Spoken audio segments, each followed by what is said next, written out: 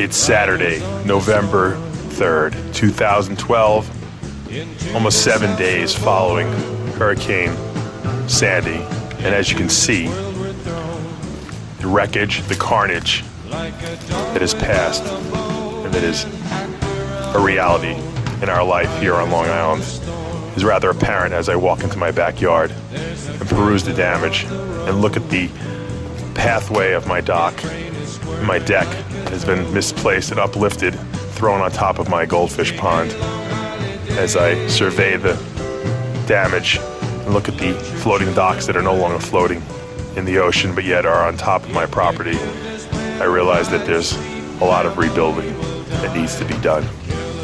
I'm standing here with my good friend Louis Habacost, who is trying to help clean up my properties here. Now, Louis, you've been living in this area, neck of the woods, towards the water for the better part of your life. Yeah. Is this the worst storm you've ever seen? Oh, yeah, definitely. Worst storm ever. The worst damage? The worst damage, everything. Now, you've been monitoring Louis monitors the neighborhood. I don't talk to the neighbors. Louis, Yeah, Louis knows all the neighbors. I don't want to know anyone around here. What was the worst that you've seen so far? Well, pretty much all the boats wrecked and everything, you know. A lot of house damage. Everybody's basically flooded, you know. Right. Now, the low-lying houses, our house is a little higher. Right. The low-lying houses, I'm assuming, are totaled. Yeah. What do they do for a house like that? Do they just rebuild? I mean, or do they I tell you, I was just talking to one of the neighbors, and they're saying if the house is condemned, you ain't going to be able to rebuild unless you raise it. I think 9 feet to 11 feet is the height now. Now they're raising it 9 feet? Now, what is my house raised up? Yours is probably 7. Oh, it is that high? Yeah, well, you know, I guess this is a newer house, so I guess they keep raising it up. Pretty soon we're going to be 30 feet in the air. We're going to be on stilts, you know, because this is crazy. Yeah, I mean, if you think about it.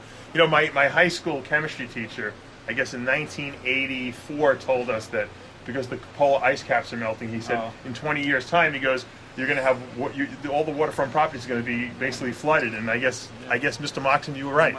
Well, they say these things happen every 100-something years, but you know, what is it not going to happen for another 100 years? I think the cycles are speeding up, unfortunately. If you look over at the house over there, which is not raised, if the camerawoman could point over there a little bit, two houses over. It's 15 months since the last storm they just told me.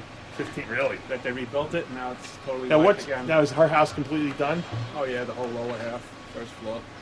That's crazy. Yeah. You know, the thing is, we still don't have electricity here, and you know, what are people supposed to do at this point? I mean, you're telling me that at night they're looting, and people are trying to steal people's generators. I mean, is this like, are they going to declare martial law here? Well, pretty much, they are out. You know. Yeah. It's a little. I never seen that before. They brought. Now, who did they bring in? That's the National Guard, by the way. The National Guard is here. Okay. Whatever, and the reserve, I guess, that are doing this. Now, you say they actually have their armed people? Oh yeah. They're in their Hummers.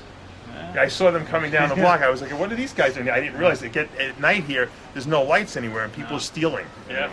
People breaking your house, figure you ain't home. You got anything good? Yeah. No, it's crazy. Maybe I should get my shotgun. You see, I was told everyone I was against guns. Now I'm like thinking I better go buy a rifle or something like that. Protect my resources. If you want to get into a conflict like that. No, I don't. Well, Louis, thank you very much for taking care of our property, and I know we got a lot to clean it up. We got a long way to go. We do, but we'll get there.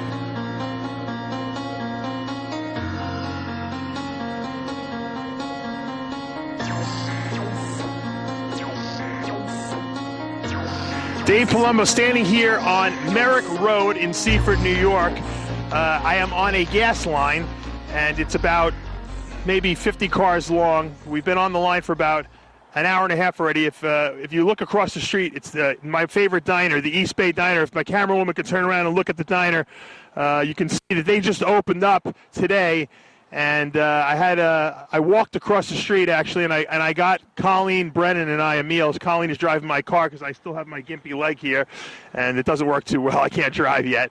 We're waiting online because our tank is down to almost maybe 2 gallons of gas left, so I'm going to need gas. I also have a gas can in my trunk to try to fill my generator with it I just got today to hopefully save some of my fish in my house, although tanks are breaking and things are going wrong, as you can see. Now, I've learned one thing about society here after the hurricane. Gas is equal to freedom. If you don't have gas, you can't go anywhere. It doesn't matter, and gas is so scarce that it's kind of strange. If you're looking behind me, you can see, we did see some election campaign posters that were around, And Tuesday is election day. That's only about 4 or 5 days away. So I have to imagine that they want people to have gas so they can go vote. And it just shows you this is a very kind of depressive state. People are like really angry. You know, I was trying to talk to some of the people on the line, and they would give me some backlash, and they were really not looking to talk. So I'm trying to keep a positive outlook as always. All right, we just gassed up the car. 2.5 hours on the gas line. I guess that's not so bad. I fell asleep for about maybe 15, 20 minutes of it. A little tired, but as you can see, we're in my backyard now. I got my new generator here, running nice and strong with my Honda motor in it. We're gonna see if we can get these fish tanks up and running again, and maybe save 10% of the fish. My saltwater tank's all over the floor. My other fish, we've scooped out a few.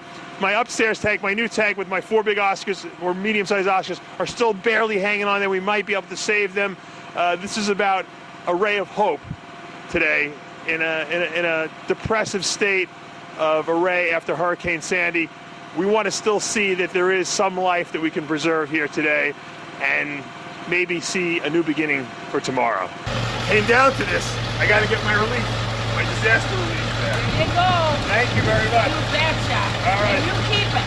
What's in here? It's snacks. Oh, Doritos. Yeah. Now, do you guys have water? What? Water? No. I didn't have water. No. You know why they turned all the gas on? Okay. Well, when they get it back on, I got to get some. Right, get beauty. She's got a beauty kit for me.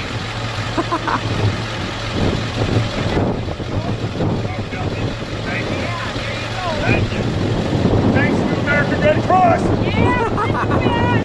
All right, I'm standing here in my computer room. I just got home back to my house, and if the fact that we have no electricity for almost 7 days, no hot water, the house is stinking now because of the water. Wasn't bad enough. I came in to check on my fish tanks, figuring I'd find some dead fish.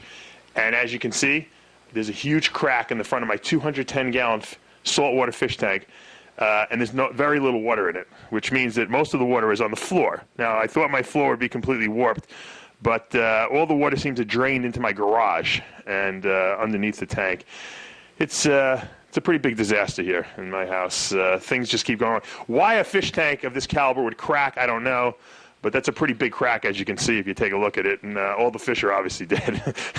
Or if they're not dead, they're going to be dead very shortly. And it's just adding to the craziness of this past week.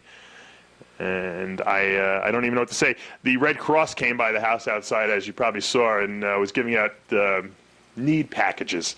Now, I don't think I'm in need, but you know what? After seeing this tank, I realized I was in need, and I took my package.